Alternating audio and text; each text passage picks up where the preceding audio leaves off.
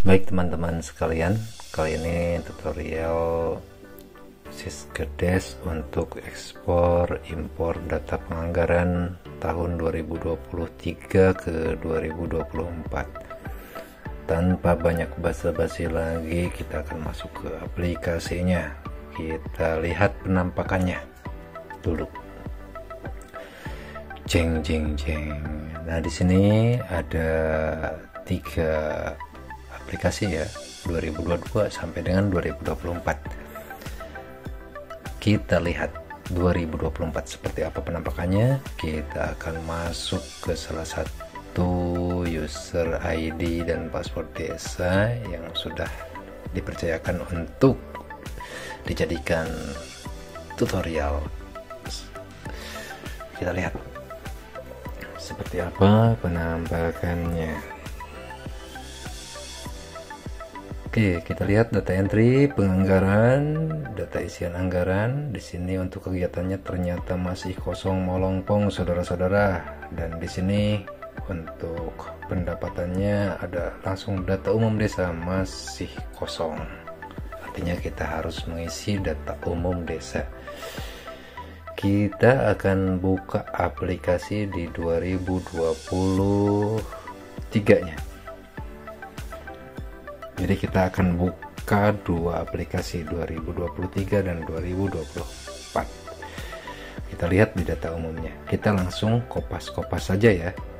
Kita kopas-kopaskan saja data umumnya karena tadi ada peringatan data umumnya belum diisi, dan kita isi dengan cara kopas saja dari data sebelumnya. Kalau ada data yang offline boleh kita tinggal ekspor impor tinggal kopas-kopas juga. Kita akan percepat saja sedikit. Oke. Ada sedikit perbedaan di sini untuk tipologi desa. Di tahun 2024 itu ada pilihan ya. Jadi kita pilih saja tipologi desa sesuai dengan tipologi yang ada. Karena desa tersebut adalah salah satu desa industri, ya kita pilih yang industri sedang dan besar. Baru kita simpan. Pun sama dengan ini, kita pelaksana kegiatannya kita kopas juga. Jadi yang dikopas itu yang aktif ya, atau yang memungkinkan tidak ada perubahan pelaksana. Jadi kita tinggal copy pastekan saja nama pelaksana dan jabatannya. Setelah dirasa cukup, kita akan masuk ke parameter APBDes ya, ke rekening kas desa. Di sini untuk rekeningnya kita kopas juga dari tahun 2023 karena bisa saja masih menggunakan nomor rekening yang sama. Kita kopaskan saja. Kemudian setelah proses kopas ini sah-sah saja kita lakukan ya, kalau misalnya datanya tidak berubah. Kemudian kita tutup aplikasi tahun 2023. Kita akan eksporkan data perencanaan. Untuk data perencanaannya kita eksporkan, kita simpan di web file. Kita simpan di sini saja. Kita save, kemudian proses. Setelah diproses selesai, kita cek. Ternyata di sini sudah ada dan sudah terunduh. File unduhannya itu bisa digunakan untuk aplikasi offline. Sayangnya kita tidak memiliki aplikasi offline. Untuk data penganggarannya juga sama, kita proses ekspor saja, kemudian kita simpan di tempat yang sama untuk mempermudah saja ya. Kemudian kita proseskan. Kita tunggu sebentar seperti apa prosesnya, dan kita cek kembali apakah sudah tersedia atau tidak. di sini sudah terunduh ya. Oke, baru setelah itu kita keluar dan kita langsung menuju ke aplikasi 2024, ke aplikasi 2024, yaitu dengan cara impor atau mendatangkan data-data yang sudah kita ekspor tadi. Pertama, untuk Rinstra-nya kita langsung ke proses saja, cepat ya. Kemudian nah di sini datanya langsung terisi, untuk data RPJMDes-nya juga terisi. Jadi mudah sekali ya untuk ekspor impor data penganggaran dari tahun 2023 ke 2024. Kemudian kita akan proses impor data penganggaran, yaitu dengan cara impor data RAB parsial dengan cara klik RAB parsial di sini. Cuman mohon diperhatikan di sini bidang dan subbidang harus dipilih sudah terisi. Artinya kita tidak bisa langsung proses hal tersebut. Jadi kita harus mengisi dulu bidang dan subbidangnya. Caranya masuk ke penganggaran, isian data anggaran, masuk ke kegiatan, kemudian kita pilih bidang-bidangnya. Jadi kita pilih bidang-bidangnya, semuanya kita simpan. Pembangunan simpan, kemasyarakatan simpan, kemudian bencana simpan. Ada yang ketinggalan tadi, oke, pemberdayaan simpan. Setelah itu kita masuk ke di sini pendapatan. Kenapa yang pendapatan tidak main centang ya? Pendapatan tidak main centang karena ini saya sudah praktekkan, ternyata strukturnya berbeda sehingga terdapat error. Jadi ini harus dibuat secara manual. Jadi kita bisa bikin tulisan langsung atau mengetik langsung, atau boleh juga dengan kopas ya. Kopas dari tahun anggaran sebelumnya untuk melihat data-data penganggaran tahun sebelumnya. Misalnya untuk jumlah dana desanya berapa, kita simpankan di angka yang sama di tahun 2024, di 2023 sama. Misalnya penganggarannya untuk ADD kita tinggal kopas-kopas saja. Ya perlu dipahami semuanya teman-teman bahwa ini tidak bisa diimpor ya untuk data pembiayaannya karena terjadi crash atau apa gitu. Mungkin karena strukturnya berbeda sehingga ini error. Saya udah menggunakan beberapa kali proses impor ini, ternyata tidak sesuai. Dan proses untuk pendapatannya, untuk kode pendapatannya ini harus manual, tidak dengan proses impor ekspor. Seperti itu ya. Jadi tinggal kita isikan saja data-data pendapatannya. Nah, setelah data pendapatan sudah terisi, barulah kita mengisi subbidang, kegiatan. Nah, di sini kita tinggal tambahkan saja subbidang yang memungkinkan masih ada di tahun 2024. Subbidang ini bisa dipilih sesuai dengan kegiatan yang bakal berlaku kembali di tahun 2024 yang ada di 2020.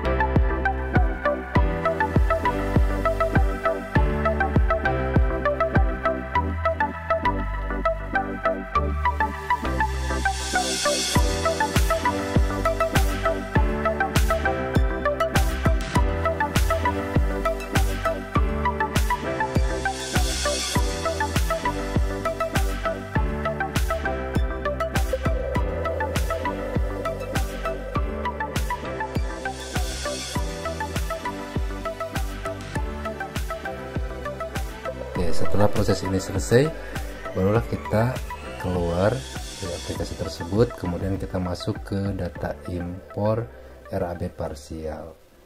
Di sini kita centang atau pilih tahun anggaran sebelumnya dan kemudian kita load. Kita untuk yang termasuk pendapatan dan pembiayaannya jangan dicentang karena ini bakal terjadi crash. Jadi satu persatu saja kita centang sesuai dengan kebutuhan atau penganggaran yang dimungkinkan masih ada. Misalnya untuk penyediaan siltap, kepala desa dan perangkat itu kan pasti bakal ada di tahun 2023. Jadi yang dipastikan ada saja kita centang.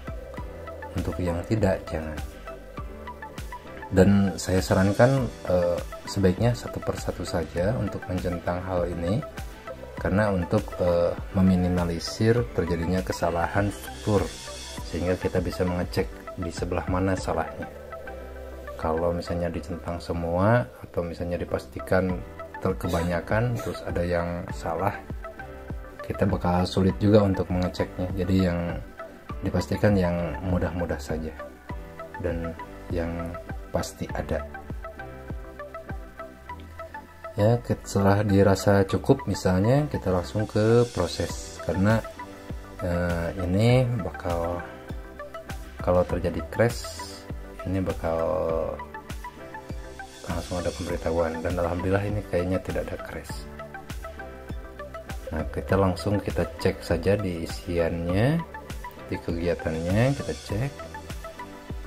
Oke, di RAB nya dan semuanya kayaknya sudah terisi baik ya. Untuk RAB nya terisi baik. Oke, semuanya sudah terisi dan tadi juga tidak ada error ya. Namun kita coba lihat di kegiatannya ya, di kegiatannya. Di sini dipastikan strukturnya memang berbeda, terlihat berbeda sekali ya. Banyak yang kosong, seperti halnya volume keluaran, lokasi jadi berubah, terus waktu juga jadi berubah, jadi kosong. Nah, kita tinggal edit-edit saja. Kita tinggal edit-edit saja, kita tinggal isikan outputnya, isikan nama pelaksananya, kemudian volume keluarannya. Kita tinggal isi-isi saja. Untuk output atau keluaran itu bisa dari nama kegiatan, tinggal diubah saja dari penyediaan menjadi tersedianya atau seperti apa bahasanya. Kemudian di sini juga tinggal kasih tagging ya. Untuk ini tinggal ubah sini, taggingnya kita tambahkan saja. Untuk siltap perangkat desa, kepala desa dan perangkat, ini masuknya ke tagging operasional desa secara umum, dan ada tambahan kembali di sini taggingnya jadi lebih banyak ya daripada 2023, peningkatan sumber daya manusia. TPAPD pun sama mungkin. Di sini taggingnya kita tambahkan saja jadi operasional desa secara umum, dan tagging tambahannya adalah sama, peningkatan kualitas sumber daya manusia. Seperti itu ya, tinggal dirubah-rubah saja. Target outputnya dirubah sesuai dengan output yang ini. Kepala desanya 1, berarti target outputnya juga 1. Sama ya, untuk yang lainnya juga tinggal kita ubah-ubah saja. Untuk volumenya dirubah menjadi 12 bulan. Ini untuk nama lokasinya menjadi desa ya, desa, kantor desa misalnya.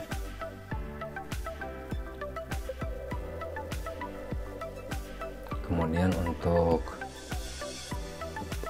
outputnya kita kopaskan saja dari penyediaan menjadi tersedianya, seperti itu ya. Tersedianya penghasilan tetap perangkat desa, jumlahnya 10 orang, seperti itu. Ini juga ada yang berubah nih, sama belum diubah lokasinya.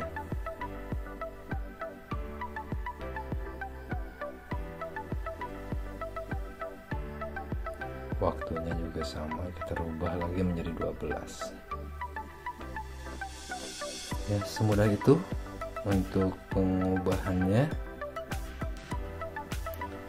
Targetnya kita ubah juga sama kayak tadi ya prosesnya.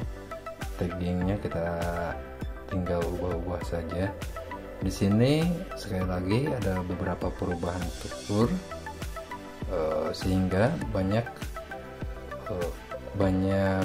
kolom yang tidak sesuai lokasi menjadi output dan lain sebagainya yang terdapat dari ini di tahun 2023 berubah di tahun 2024. Untuk tagging pun mungkin bertambah ya, jadi lebih banyak taggingnya dibanding dengan 2023, sehingga kita bakal sedikit bekerja keras untuk edit aja.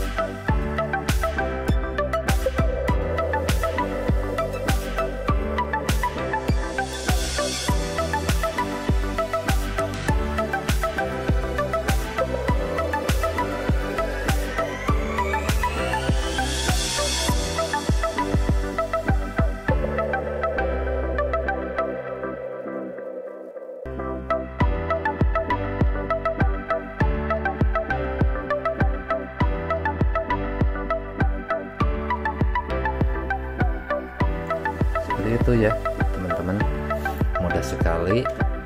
Dan sisanya nanti kita tinggal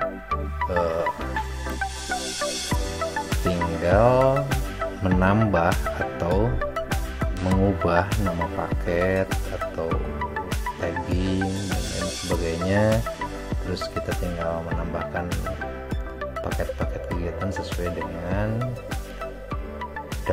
kita yang sudah disepakati untuk menjadi APBDes di tahun 2024. Demikian tutorial kali ini, semoga bermanfaat. Mohon maaf apabila bahasanya kurang begitu ini, karena saya buatnya ini malam, jadi sedikit baring ngantuk gitu. Tapi semoga bermanfaat aja.